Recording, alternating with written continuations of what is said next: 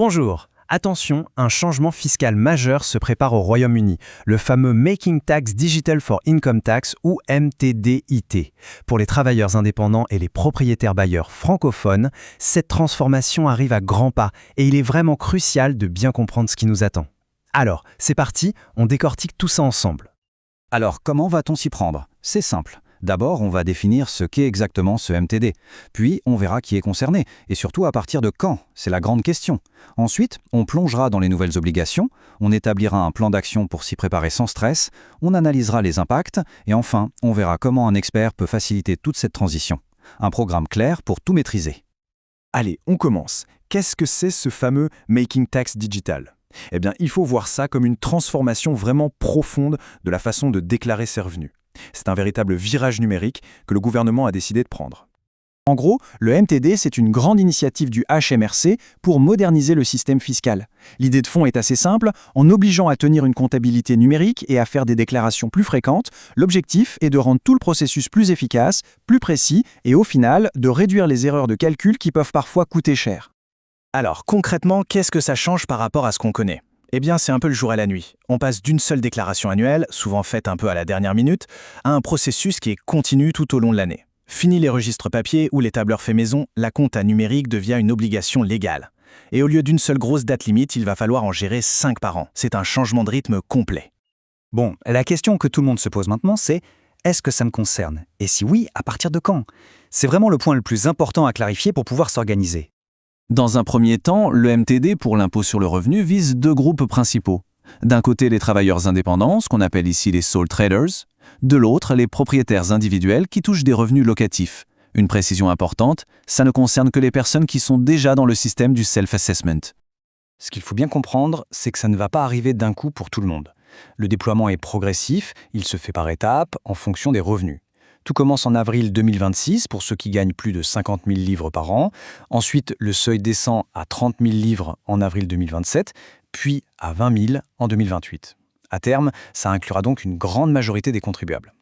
Donc ce chiffre de 50 000 livres, c'est vraiment le premier cap à avoir en tête. Mais attention, le détail qui est très important, c'est que pour savoir si on est concerné en 2026, il faut regarder les revenus de l'année fiscale 2024-2025. Autrement dit, c'est maintenant que ça se joue. Il faut regarder ses revenus actuels pour anticiper. Et là, attention, c'est le point crucial, la méthode de calcul. Le seuil se base sur le revenu brut total, c'est-à-dire avant de déduire les dépenses et en cumulant toutes les activités. Prenons un exemple tout simple. 45 000 livres de chiffre d'affaires d'un côté, plus 6 000 de loyer de l'autre, ça fait 51 000 au total. Et hop, on dépasse le seuil. C'est important de noter que les revenus comme les salaires, les pensions, les dividendes, eux, ne comptent pas dans ce calcul. Bon, maintenant qu'on a vu la théorie, passons à la pratique. Au quotidien, ça change quoi concrètement? On passe, comme on l'a dit, d'une seule grosse tâche annuelle à un cycle de 5 soumissions, et ça modifie complètement l'approche de la compta. Le nouveau rythme, il faut se le mettre en tête. C'est 4 fois par an, il va falloir envoyer une mise à jour des revenus et des dépenses via un logiciel compatible. Et puis, une fois l'année fiscale terminée, on envoie une déclaration finale qui vient confirmer et ajuster tous les chiffres de l'année. Et ce système de 5 soumissions, il vient complètement remplacer l'ancienne déclaration self-assessment qu'on connaissait. De tout ça découlent 3 grosses exigences. Premièrement, l'obligation légale d'utiliser un logiciel de compta qui soit approuvé par le HMRC. On ne peut plus faire autrement.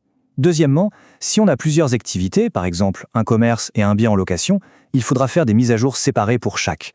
Et enfin, attention, un nouveau système de pénalité à points va être mis en place.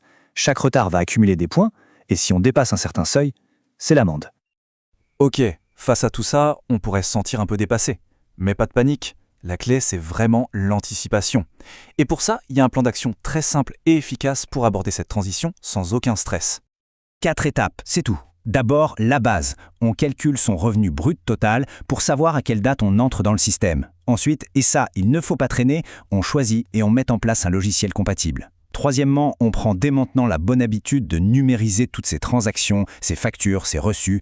Et enfin, un petit conseil qui change la vie, on adopte de bonnes pratiques, comme avoir un compte bancaire dédié à son activité. Ça simplifie énormément la gestion. Forcément, un changement aussi grand, ça a des bons et des mauvais côtés. C'est important de faire un bilan objectif de l'impact du MTD et aussi de regarder un peu ce que l'avenir nous réserve.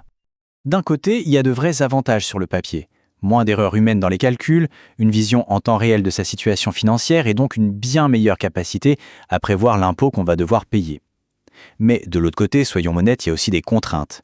La multiplication des échéances, le coût et l'apprentissage d'un logiciel, et plus globalement cette obligation de passer au numérique qui peut demander un effort d'adaptation.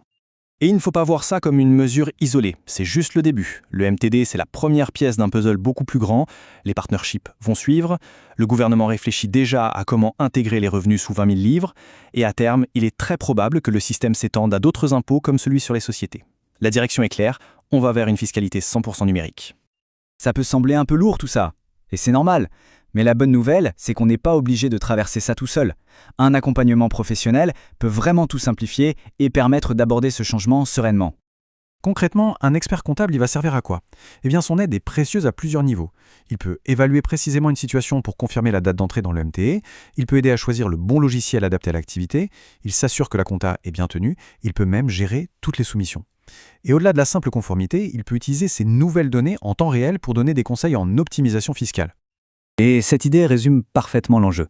Ce qui peut ressembler à une pure contrainte réglementaire au premier abord peut, en fait, avec la bonne approche, devenir une véritable opportunité. C'est l'occasion de moderniser sa gestion, d'avoir une meilleure vision sur ses finances et, au final, de prendre de meilleures décisions pour son activité. Au final, la question reste ouverte. Est-ce une contrainte ou une opportunité? La réponse, en fait, elle dépendra en grande partie de la manière dont chacun va aborder ce changement. Est-ce qu'on le voit comme une simple charge administrative en plus ou comme le catalyseur d'une meilleure gestion d'entreprise? Une chose est certaine, la préparation et l'anticipation feront toute la différence.